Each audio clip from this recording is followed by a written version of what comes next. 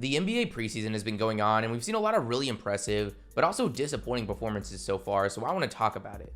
Now, there's controversy surrounding the preseason, and whether it's really an indicator of what we're about to see, but based on last season, where Jordan Poole and Tyler Hero were both some of the top performers, I think there's definitely something to take away, but with a grain of salt, just given the sample size at hand. So don't freak out when I talk about how bad your favorite player has been playing, but let's get into this. I think a good player to start things off with is a Thunder's top pick from a year ago, Josh Giddey.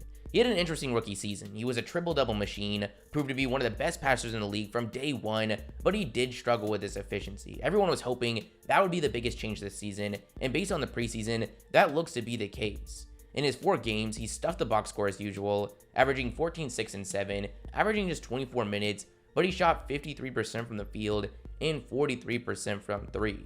He isn't the only second-year player for the Thunder showing out in the preseason. Their other first-round pick from last season, Trey Murphy, has looked incredible. He's averaging 16 points, shooting 49% from the field and 52% from 3.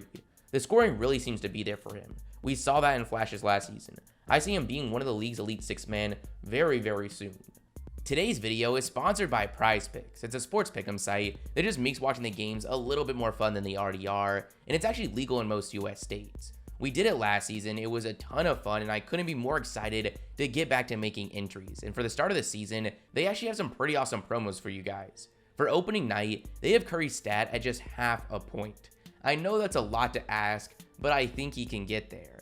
I ended up pairing that up with James Harden's points, who I think's in for a serious bounce back season, Joel Embiid rebounds, which is going to be a go-to all year, and LeBron James assists. If all 4 of these hit, my $20 entry becomes $200. If that sounds interesting to you guys, if you guys sign up for PrizePicks with the link in the description and use code Jimmer, they're going to give you a deposit match up to $100. Pretty crazy. Thank you, PrizePicks, for sponsoring today's video. Another year 2 player that's been really impressing is Trey Murphy of the Pelicans. I'm starting to see some more people hop on the Pelicans over the last couple of days, but when they're a real threat this season, let's remember who was saying that from the jump. One of the reasons I'm so confident in this group is their depth and guys like Trey Murphy. Everyone wants to talk about Zion, Ingram, McCollum, Herb Jones, and rightfully so, but there's a lot more to why this team might be a playoff threat. Murphy had an extremely solid summer league, and so far in the preseason, he's been incredible. In the 4 games, he's averaged 17 points, shooting 56% from 3 on 8 attempts a game. Consistent two-way wing threats are hard to come by. He could really be the Pelicans' X factor.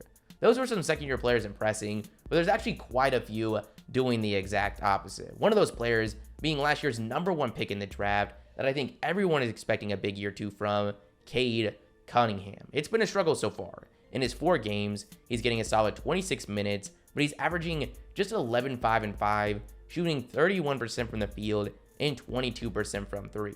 I'm not really concerned about Cade, but it is worth mentioning. A player that there might be more to take away from is last year's 2nd overall pick in the draft, Jalen Green.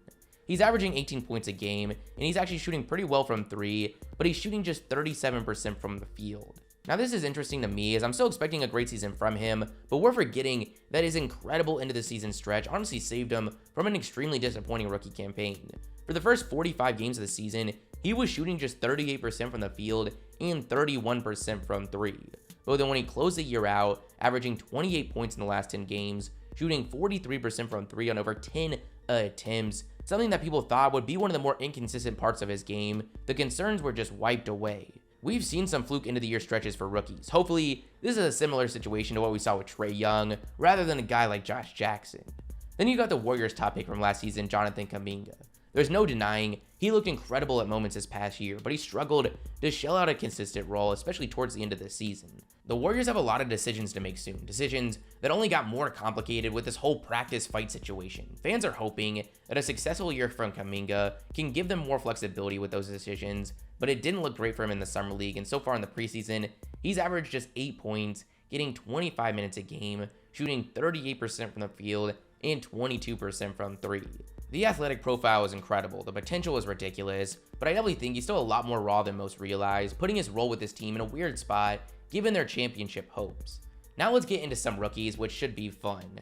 No surprise, a lot of the guys that had great summer leagues are having a lot of success in the preseason. The Rockets are looking like early draft winners, walking away with both Jabari Smith and Tari Eason, who are leading all rookies in scoring. The third overall pick, Smith, has only played one game, but he dropped 21 points and 8 rebounds, shooting 53% from the field and 63% from 3. All the talk seems to be about Banchero, but let's not forget about the guy that was projected to go number 1 for almost the entire season, really up until draft night. Tari Eason was one of the most impressive players I saw in the Summer League. We all knew about the crazy physical profile, his ability defensively, so when he was out there being aggressive offensively, especially beyond the perimeter, I was surprised. That confidence carried over to the preseason, and he's averaging 21 points, shooting 64% from the field and 44% from 3. As part of one of the worst projected teams in the league, he should have a pretty big role, and I'm excited about it. Then you've got the 6th overall pick to the Pacers, Benedict Mathurin, another Summer League standout that so far, in just 22 minutes a game, is averaging 20 points, shooting 53% from the field. The Pacers really might have something special with this Halliburton-Mathurin backcourt. Then there's Kenneth Lofton, the bowling ball that went viral in the Summer League for babying Chet Holmgren. He signed just a 2-way deal with the Grizzlies, but so far has looked really solid. He's only played one preseason game, but put up 17 points on great efficiency. His game is so fun to watch, so hopefully we see him out there this season. Now we go into some not so exciting rookie performances.